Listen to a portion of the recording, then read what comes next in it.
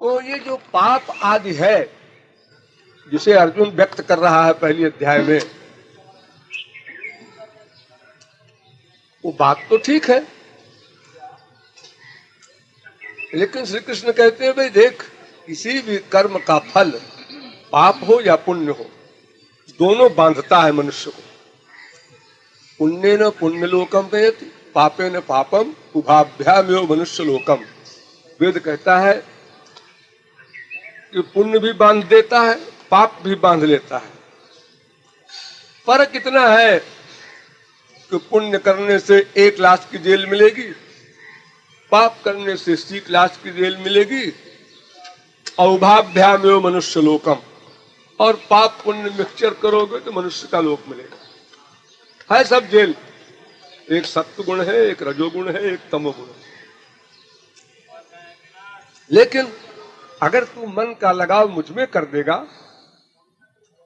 तो फिर किसी भी कर्म का कुछ भी फल न मिलेगा, पुण्य का भी नहीं मिलेगा, पाप का भी नहीं मिलेगा। अब अर्जुन जो ये पाप करने जा रहा है, शास्त्र के अनुसार पाप है वो, इतनी हत्याएं करने जा रहा है, और अपने गुरुजनों की, द्रोणाचार्य, कृपाचार्य, अश्वत्थामा, भीष्म पितामह।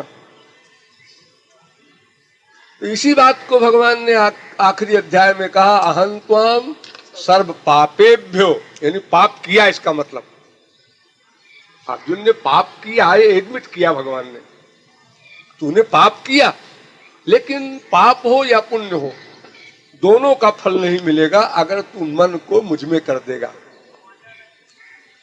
तो यही जो 18वें अध्याय के अंत में जो मेन सेंस गीता का बताया गया है कि माम एकम शरणम ब्रज, तू मन मुझ में लगा दे, कंप्लीट सरेंडर कर दे, तो जो कुछ भी तेरे कर्म है उसका फल तुझको नहीं मिलेगा और मैं मिलूंगा, क्योंकि मन मुझ में लगा दिया है।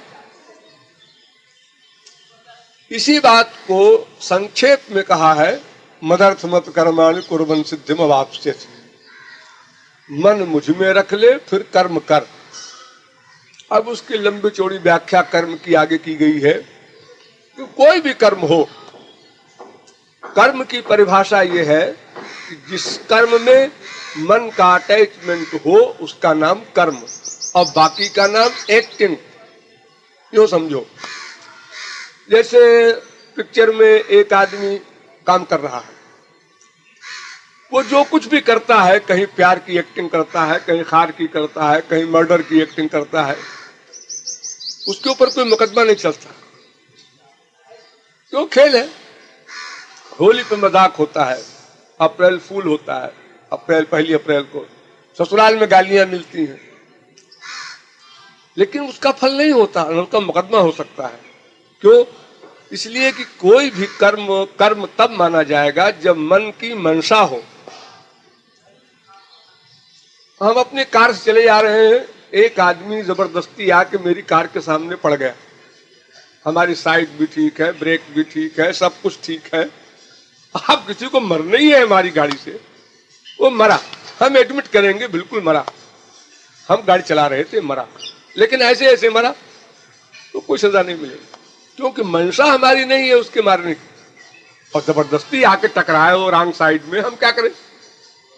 तो ऐसे ही भगवान कहते हैं कि मन मुझ में रख दे अगर तू, तो कर्म में मन नहीं रहेगा, और जिस कर्म में मन का अटैचमेंट नहीं होता उस कर्म का फल नहीं मिलता। अब मुख से अनंत बार राम राम श्याम श्याम किए जाओ, सिर को संत और भगवान के मंदिर में जाके पटके जाओ, चारों धाम की मार्चिंग किए जाओ, ये फिजिकल वर्क हो गया सब। मन का अटैचमेंट तुम्हारा अगर नहीं है भगवान में, सुप्रीम पावर में, तो फिर इन कर्मों का कोई फल नहीं मिलेगा। तुलसीदास ने लिखा है, तप तीर्थ उपवास दान मख, जेहि जो रुचे करो सो, पाये ही पे जानिबो कर्म फल भरी भरी वेद परोसो। कर्म करते समय तो मनुष्य समझता है कि बहुत फल मिलेगा, क्योंकि परिश्रम कर रहा है, लेकिन जैसे जीरो है, जीरो में गुणा करो जीरो से तो जीरो आएगा, और अगर जीरो में गुणा करो लाख से तो भी जीरो आएगा। करोड़ से गुणा करो तब भी 0 आएगा। तो उसी प्रकार जब मन का अटैचमेंट भगवान में है तो कोई भी कर्म करो सब 0, उसका कोई फल नहीं भोगना है। बस इसी एक बात को क्लियर करने के लिए कर्मयोग के लिए ही 50-60 श्लोकों में श्री कृष्ण ने गीता में बार बार जोर दिया, क्योंकि यही एक पॉइंट वीक था अर्जुन का। कर्म करने को वो मना कर रहा था इसीलिए कि पाप होगा, और करेक्ट कह रहा था वो। तो भगवान ने कहा भाई पाप होगा ये सही है, लेकिन अगर तुम मन का लगाव मुझ में कर दे तो पाप भी नहीं होगा और मेरा काम भी हो जाएगा। मेरा काम माने दैत्यों का नाश, धर्म संस्थापन। दुनिया भर के लेक्चर के बाद भी जब अर्जुन नहीं माना तो भगवान ने कहा देख तो मूर्ख है, मैं इन सबको मार चुका हूं पहले ही, तू तो खाली चलाए जा बाण यहां वहां अंड बंड। तुझको मारना वारना नहीं है, सबको मैं मार चुका हूं। निमित्त मात्रम भव सभ्य साचन, मुझे कुछ करना वरना नहीं है। अष्ट विराट रूप भी दिखाया, सब कुछ हुआ, तो अंतिम निर्णय यही पहुंचा कि मन भगवान में केवल लगा दे कोई व्यक्ति तो भी वही फल मिलेगा, और भगवान में मन लगाकर कोई कर्म करे तो भी वही फल मिलेगा।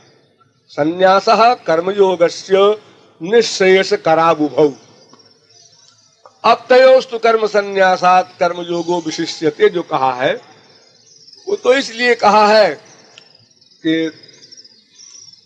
अगर कर्मयोग की कोई नकल करेगा तो कर्मयोग में 2 चीज है, एक श्री कृष्ण भक्ति और एक वर्णाश्रम धर्म का पालन।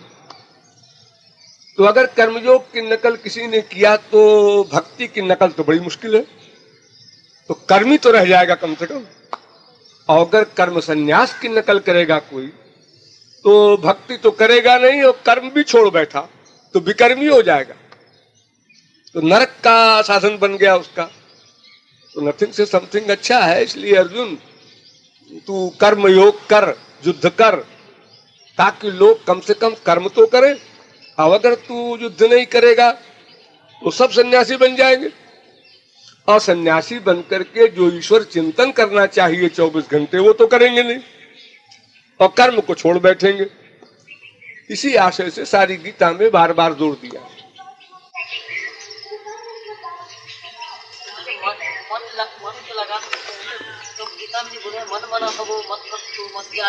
खैर सबके अपनी अपनी राय है।